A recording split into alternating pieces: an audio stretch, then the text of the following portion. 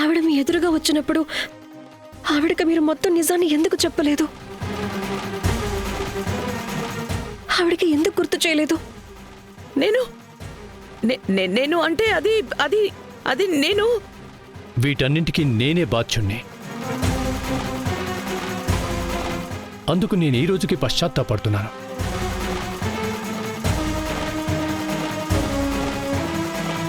నా పోస్టింగ్ ఆ రోజుల్లో భోపాల్లో పడింది. నేను భోపాల్లోనే ఉండేవాణ్ణి. నేనేమో ఇక్కడ ఒంటరిగా 4 పిల్లల్ని పెంచుకుంటూ ఉండేదాన్ని. పిల్లలందరినీ పెంచి పెద్ద చేసే బాధ్యత నా మీదే ఉంది. నేనేం చెయ్యాలి? పిన్ని గారు, మీరు ఏదైతే చేశారో అదొక తల్లిని మించే చేశారు. ఈ రోజు రోహిత్ రాఘవ్ని ప్రశ్నించాడు, తను వాళ్ళ అమ్మగారిని ఎందుకు వెతుక్కుంటూ రాలేదు అని, ఆవిడతో మాట్లాడడానికి ఎందుకు ప్రయత్నించలేదు అన్నప్పుడు నాకు ఎలా అనిపించిందంటే ఆ ప్రశ్న అడగాల్సింది రాఘవ్ని కాదు, అడగాల్సింది మిమ్మల్ని.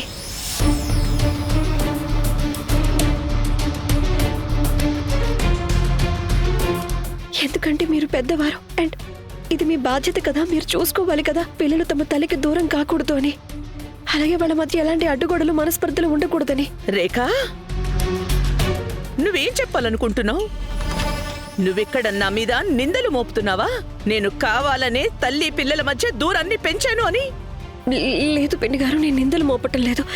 నేను జస్ట్ సూటిగా మిమ్మల్ని ఒక ప్రశ్న అడుగుతున్నానంతే. సూటిగా ప్రశ్న అడుగుతున్నావా? నువ్వు కొంచెమైనా ఊహించగలవా? రాఘవ ఇంకా ఉన్నతిలని పెంచి పెద్ద చేయడానికి నేనెన్ని త్యాగాలు చేయాల్సి వచ్చిందో. నేనిక్కడ ఈ ఇంట్లో ఒంటరిగా ఉండిపోయాను.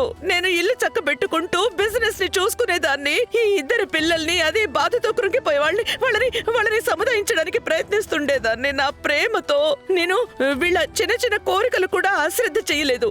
ఏ పిల్లలు 2కైతే నేను జన్మనిచ్చాను, ప్రతీక్ ఇంకా వీరేంద్ర, నేను వాళ్ళని సరిగ్గా పట్టించుకోలేదు. ఎందుకంటే వీళ్ళిద్దరికీ ఎప్పుడూ అనిపించకూడదు కదా వీళ్ళు నా కన్న పిల్లలు కాదు అని. కానీ నేనొక తల్లిని, నేను నీలాగా ఒక రిపోర్టర్ని కాదు. ఏదైతే జరిగిందో దాని వెనక కథని వెతుక్కుంటూ వెళ్ళడానికి.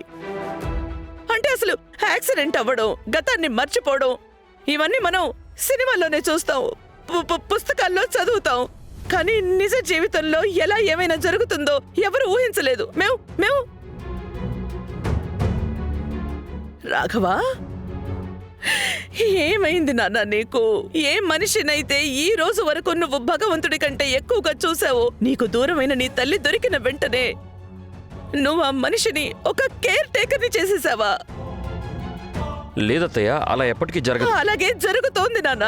అందుకే కదా నీ భార్య నా కళ్ళల్లో కళ్ళు పెట్టి చూస్తూ సూటి ప్రశ్నలు అడుగుతోంది. ఏదో నేనే మీ అత్తయ్యని కాదు, ఎవరో రోడ్డు మీద పోయే కేర్ టేకర్ అన్నట్టు నా మీద నిందల మీద నిందలు మోపుతోంది. నువ్వేమో ఇలా నిలబడి చూస్తూ ఉన్నావు. అత్తయ్య, రేఖ మీ మీద ఏ నింద మోపడం లేదు. తను కేవలం నిజం తెలుసుకోవడానికి ప్రయత్నిస్తుంది అంతే. నీకు నిజం తెలుసుకోవాలనుందా? అయితే విను. నీకు గుర్తుందా, నీకప్పుడు 9 ఏళ్ళు. అప్పుడే మీ అమ్మ నర్మదా మిమ్మల్ని వదిలి వెళ్ళిపోయింది. ఇవన్నీ ఇంకా నా కళ్ళ ముందు తిరుగుతూనే ఉన్నాయి నాన్న. అలాగే చంటి పిల్లైన ఉన్నతి నా కొంగు పట్టుకుని ఏడుస్తూ ఉంది, అమ్మ నాకు కావాలి అని. నువ్వేమో మీ అమ్మ వెనక పరిగెత్తుకుంటూ వెళ్ళావు, అమ్మ ఆగిపో అని. అమ్మా, అమ్మా, నన్ను వదిలి వెళ్ళొద్దు.